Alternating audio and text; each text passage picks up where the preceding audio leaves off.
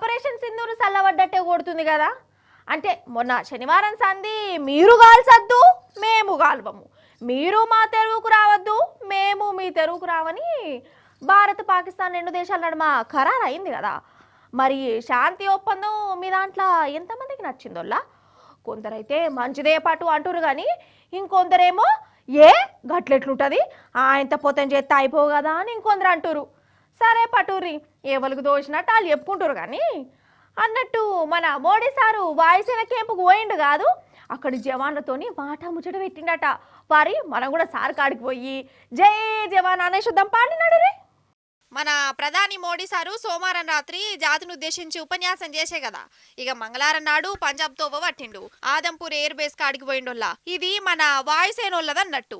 ఇక సార్ ఆడికి పోయి టోపీ పెట్టుకొని అక్కడి జవాన్లతోని మాట ముచ్చట పెట్టిండు.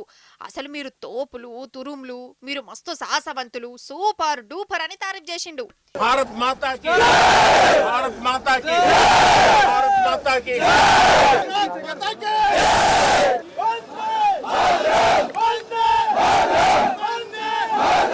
ఇక మైకు ముంగడికొచ్చి మన మింటోలు ఏవట్టి పాకిస్తాన్ దేశం తోక ముడిచింది, మనల్ని ఏమో చేద్దామనుకున్నారు కానీ వాళ్ళే ఆగమైరు అని చెప్పుకొచ్చిండోల్లా.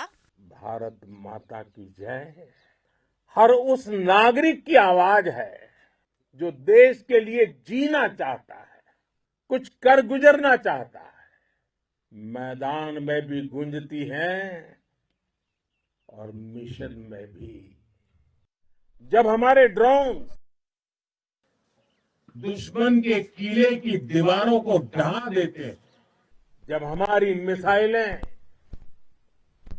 सनसनाती हुई निशाने पर पहुंचती हैं, तो दुश्मन को सुनाई देता है भारत माता की जय. जब रात के अंधेरे में भी जब हम सूरज उगा देते हैं, तो दुश्मन को दिखाई देता है भारत माता की जय. అయితే ఆపరేషన్ సింధూర్ అప్పుడు ఆ పాకిస్తాన్ వాళ్ళు మన ఎయిర్ బేస్లను నాశనం చేసినాం, మన రాకెట్లను కూల్ చేసినాం అని ఏమేమో చెప్పుకునే కదా. గవన్నీ అవద్దాలే అని లోకానికి చూయించేది. అందుకే గా ఎయిర్ బేస్ కాడికి మోడీ సార్ పోయిండు కావచ్చు అని అంటురు. దగ్గర దగ్గర ఓ 2 గంటల దాకా మోడీ సారు జవాన్లకు షేక్ హ్యాండ్లు ఇచ్చుకుంటా వాళ్ళతో ఇట్లా ముచ్చట పెట్టిండు.